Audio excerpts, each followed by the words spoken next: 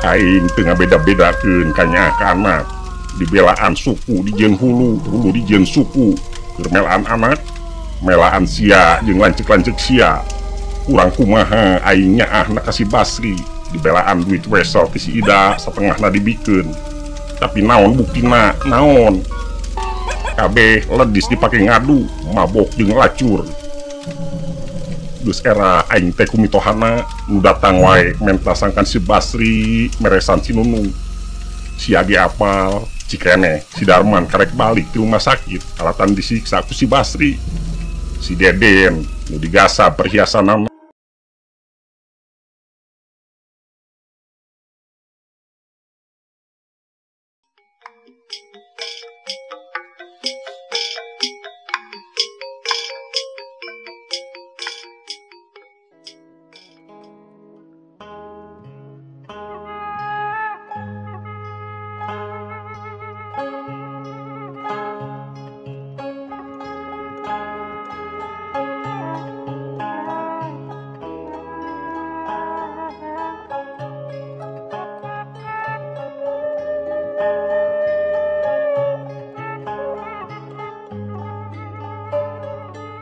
penting deui nu ngauban taya renghap bulan taya hegak bentang sanggeus indung peuting jadi hiji-hijina boeh nu ngarurup lembur meredong di antara dorak lembur jeung dapuran haur simpe haben di guar jeung di kaluar sedang tina sesela bilik nu karancang jeung suhuna nu ngaharlob angin teu ngahiliwirkeun ruruhitna hawar-hawar tiang listrik ngablentang 10 kali disusul laungna anjing babau handapeun ngetetna bohlam manehna anger diuk dina kursi hoe dadana nurang kebong jeung kulit beheungna nu marondoyot ku kakolotan karungkupan ka meja jeung sarung leuseuhna nu dibelit kitu deui beungeutna nu kanyos ditimbun ku janggot jeung kumis nu paselang jeung huis tapi katangian keneh sepir jeung tapak dedeg sembadana panona hurung haseup terus ngelun jeung nyerebung tina sesela ramo jeung irungna ngageterkeun ambekan nu teu sabirahma jeung hegak jarum jam bari teu eureun ngaduruk lintingan demi lintingan carita nu seuneuna langgeng ngabudag dina dadana ngahuru sakabeh katineung jeung kapeurih heubeul anak sia warji mau jadi indung rusuh di lembur urang teh anak sia selaku kolotna nah tuh bisa ngawarah anak sia meureun digugulukeun waji ngaliarkeun rejit wungku anak sia mah warji ayo urang duruk ku sararea satuju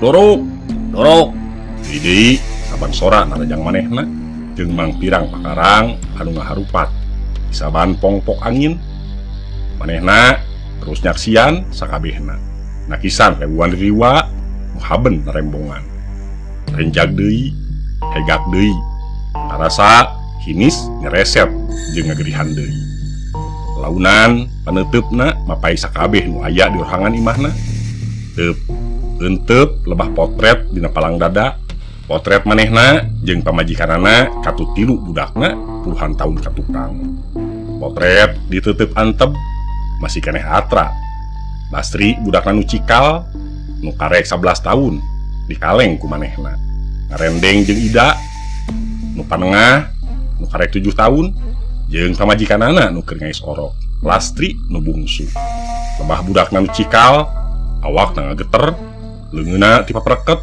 sorana ngagerem sia haram jadah dipodaran ku aing sakilat ngarongkong bedog nyelap dina bilik gigireunana jung nangtung laju muka tulak panto apa aya sora nu teu kanyahoan datangna manehna kebat ngalengkah Lastri kaburu nyuuh bari ngarangkul pageuh sukuna bedog ragrag tina cepengan bareng jeung guak ceurik incuna di kamar di luar anjing babaung deui parat ngalaung katungtung lembur manehna anger diuk dina kursi hoe nadah cahaya rumangsang tina janela nu ngahaja dibukakeun parona hurung tapi ingetanana teuing lunta ka mana.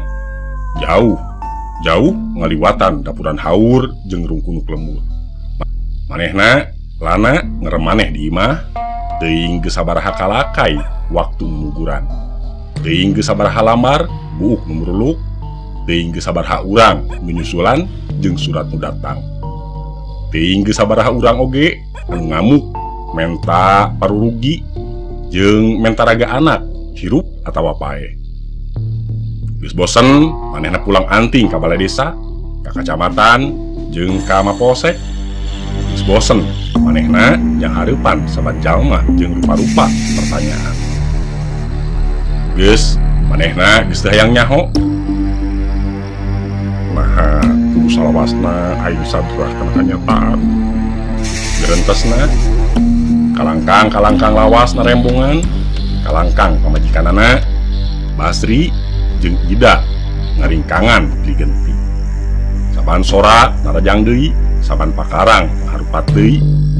Manehna meureumkeun panon jeung nutupan ceuli. Renjag deui, tegak deui. Karasa hinis nyereset jeung ngagerihan deui. Lain ketik aing sia Basri, lain ketik aing indung sia ungkluk indung sia baheula dikawin ku aing geus bureuyeung. Aing kateumleuhan ayeuna sia gen neumleukeun prajeut ka aing. Lain ketik aing sia lain. Aya nu terus ngagalura jeung hese dipereukeun dina batinna. Lastri murunyung ti dapur bari nyusuan budakna. Katangen panona carindul balah ceurik sapeuting. Song ngasongkeun emuk diisi ceun teh haneut kana luhur meja hareupeunana. Gek diuk dina kursi gigireunana, sorana dareuda. Rek kumaha wae urang teh, Pak. Tapi manehna teu nyuara. Tadi isuk-isuk RT Maman geus diol deui bikin surat panggilan ti desa. Astri ngerengha panjang, budakna nger dina aisan. Teu lila pok deui nyarita. Jeung talata omat cenah poe ieu apa tong ka mamana? Lurah ade jeung aparati mapolsek rek ka dieu. Manehna angger ngabetem. Kang Basri peuting tadi pada ngudag cenah aya nu manggihan kaburna ka lembur urang. Lain dicerekup polisi siaram jadah teh. Ayeuna geus ngawerjit naon deui cenah. Keun lamun ngalanto ka dieu disampakeun seseukeut bedog sia ku aing. Gerentesna. Kang Basri peuting ngaricau deui. Maehan urang kira payung. Renjag. Manehna neuteuk Lastri. Leungeunna tipapreket. Nahan ambekan nu mimiti ngagalura. Lastri ukur tungkul cimatana ngecelak deui. Lamun mak aya keneh mah meureun moal kieu urang teh, Pak. Lastri nahan nu ngagelek dina ti korona. Geus eueuh pamuntangan urang teh, Pak. Kabeh dulur jeung tetangga geus arapi lain. Kabeh geus nganggap urang nu ngaliarkeun wiwirang. Kabeh geus nganggap urang runtah. Rek muntang ka saha urang teh, Pak? Rek muntang ka saha? Ceu Ida geus di Saudi. Kang Dodo teuing ka mana Kang Dodo ge? Menggeus ya Lastri, menggeus. Tong nyebut-nyebut tangkurak si Dodo harapan aing. Aya bedana antara salaki sia jeung si Basri. Aing geus teu paduli omongan balarea. Rek nganggap runtah, rurujit, kotor, jeung naon bae nu diteumbleulkeun ka aing. Aing geus teu paduli kana sora-sora nu lana nya campah. Aing geus teu paduli. Hartina apa teu nyaah ka anak? Teu nyaah ka Kang Basri. Lamun nya ge nganggap keneh anak ka Kang Basri, meureun moal ngantep sina kitu. Moal ngaheurasan jeung ngaharengan wae. Lastri geus teu kapendung deui cimatana. Budakna nu teu daek krepeh beuki pageuh dirangkul. Kudu kumaha deui aing teh Lastri? Kudu kumaha deui? Awakna ngageter. Hegakna beuki kerep. Aing teu ngabeda-bedakeun ka nyaah ka anak. Dibelaan suku dijieun hulu, hulu dijieun suku. Keur melaan anak, melaan sia jeung lanceuk-lanceuk sia. Urang kumaha aing nyaahna ka si Basri. Dibelaan duit wesel ti si Ida satengahna dibikeun. Tapi naon buktina? Naon? kabeh ledis dipake ngadu, mabok jeung lacur. Geus era aing teh kumitohana nu datang wae menta sangkan si Basri meresan si Nunung. Si Age apal, cikene si Darman karek balik di rumah sakit alatan disiksa ku si Basri. Si Deden nu digasa perhiasanana, Haji Sansan nu dibadog imahna, ingon-ingon jang tatang ledis teh nu nyesa. Urang rancak kole nu bureuyeung, balai desa nu rusak paburantak, jeung karugian balarea nu geus teu kaitung jumlahna. Kari-kari ayeuna geus beak bana aing teh Lastri, geus beak. Podaran we aing-aingna keneh podaran. Manehna nyuuh bari ngaguk-guk. Tapi teu kanyahoan di luar aya nu ngagardig rurusuhan ngadeukeutan imahna. Ngaburuduh sabedogna saaritna sora ngaradak saheng ningker imahna. Hansip RT Maman jeung RW Engkos sategah pola nghalangan. Tapi sakabeh jalma panonna beuki ngabedela. Amarahna beuki ngagugudag. Kaluar sia Basri anjing. Tong disumputkeun Warji. Keluar sia Basri. Tong disumputkeun Warji. Dengekeun ku sia Warji. Anak sia geus nyieun Warjit deui deuleu. Peuting maehan urang kira payung. Lamun teu dipasrahkeun si Basri ayeuna keneh, lamun urang bakal jadi tanona, bakal diamu ku urang kira payung. Bener. Bakalan lemur urang jadi lebu. Mending urang duruk si Basri ayeuna keneh ku sarerea. Satuju. Dorok, duruk. Warji, ayeuna mah geura ikhlaskeun. KBG geus kahampura karena sakabeh nu geus kajadian. Sora lurah ade leuleuy. Nya, Bah. Ayeuna mah urang pada ikhlaskeun. Tembal RW Engkos. Manehna ngan wasa tungkul. Teuing naon nu gumuruh dina batina. Tak-takna pada nyekel ku Hansip jeung Maman. Di kamar, Lastri masih keneh can sadar. Diriung tur dicecehan. Sedang budakna ngagebrak dina aisan tetanggana nu sejen. Nu ngariung beuki tumplek, sawareh aya nu cuhcih jeung polisi ngamankeun di buruan sangkan teu ngagonyok kabeh di imah. Geus kitu kuduna Bah Warji. Saheulaanan pikeun kapentingan hukum layon Basri can bisa dipasrahkeun masih dina proses otopsi ku pihak kepolisian. Jeung komandan polisi nyaritana tatag. Layon Basri dicacag jadi genep bagian, muka panggih karek 5 bagian. Tah sabagian deui nyaeta bagian sirah can kapanggih nepi ka ayeuna. Tapi pihak kepolisian geus bisa nyieun kacindekan yen eta bagian-bagian awak muka panggihna misah-misah teh layonna Basri. Hasil tes sidik jari aya nu nyalahan, luyu jeung ciri-ciri fisik Basri. Katambah dikuatkeun ku tato kalajengking dina tonggongna. Tapi manehna teu nyuara. Kituna pikeun mastikeun jeung nyerah palaku nu ngarogahalana. Komandan polisi eureun heula nyaritana. Nyela ngareret ka lurah ade.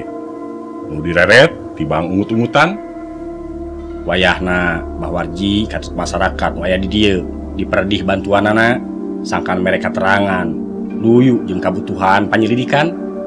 Aya pisan kepolisian masih terus neangan bagian sirah Basri nu can kapanggih. Manehna anger ngabetem. Kalangkang lawas narembungan deui. Kalangkang pamajikanana Basri jeung Ida ngaringkangan pilih genti. Saban sora narajang deui, saban pakarang ngaharupat deui. Manehna meuremkeun panon jeung nutupan ceuli. Renjag deui, hegak deui, karasa hinis nyereset jeung ngagerihan deui. Lain getih aing si Basri mah. Lain getih aing. Indung sia nu ungkluk. Indung sia baheula dikawin ku aing geus bureuyeung. Aing kateu meleuhan. Ayeuna sia ge nembeulkeun Warjit ka aing. Lain sia mah lain getih aing. Aya nu terus ngagalura jeung hese dipuruhkeun dina batinna. Peuting deui nu ngauban taya renghap bulan, taya hegak bentang, sanggeus indung peuting jadi hiji-hijina boeh nu ngarurub lembur. Di antara dora lembur jeung dapuran haur, simpe haben diguar jeung dikaluar. Sedang tina sesela bilik nu karancang jeung suhunan nu harlob, angin tereureuk ngahilibirkeun ruhitna. Hawar-hawar dihang listrik ngablentrang 10 kali disusul laungna anjing babau. Dapeun ngetetna bohlam manehna anger liuk dina kursi hoe. Nepi ka ayeuna boleh racan aya raratan di mana Sirah Basri ayana jeung saha nu nyacagna. Panonna hurung, haseup terus ngelun jeung nyerebung tina sesela ramo jeung irungna. Ngageterkeun ambekan nu teu sawirahma jeung hegak jarumjan. Bari teu eureun ngaduruk lintingan demi lintingan carita. Seuneuna langgeng ngagugudag dina dadana. Ngahuru sakabeh katineng jeung kapeulih heubeul. Deui-deui saban sora narajang manehna jeung Mang Pirang Pakarang nu ngaharupat di saban pongpok angin. Manehna terus nakisan sakabehna. Nakisan rewuan riwa nu haben narembongan. Renjag deui, hegak deui, karasa hinisnya reset jeung ngagerihan deui. Manehna cengkat laju ngalengkah rag eureun hareupeun kamar lastri. Raregan pamindingna disingraikeun. Sanggeus sawatara lila neuteup keur tibra ngarengkolan orok. Raregan ditutupan deui. Manehna ngalengkah deui kadenge saban lengkahna rakyat papan nu katincak. Sup ka kamarna lebah lomari hareupeunana manehna nangtung salila-lila. Tetrek kuncina dibuka. Kalaunan pantona dikenyang kuleungeun kenca. Dina rohang panghandapna breh aya buntelan sarung laju dicokot sarta digolerkeun dina luhur ranjang. Kaambeu aya nu bau melenghir. Kalaunan buntelan dibuka, sarung jeung lamaran kaen nu ngabuntelna di laanan. Teu lila tinggal kresek nu mungkusna. Beusi kresek dicepeng kuleungeun katuhu satarikna. Laju dijungjungkeun ka hareupeun beungeutna. Awakna ngageter, sorana ngagerem, "Sia haram jadah Basri." Sirah Basri pageuh dina cepenganana. Di luar anjing babaung deui, parat ngalaung katungtung lembur. Arjasari Januari 2010. Pamirsa, rupina mung sakitu anu tiasa kapihatur, kirang langkungna simkuring nyuhunkeun dihapunten. Billahi taufik wa hidayah. Wassalamualaikum warahmatullahi wabarakatuh.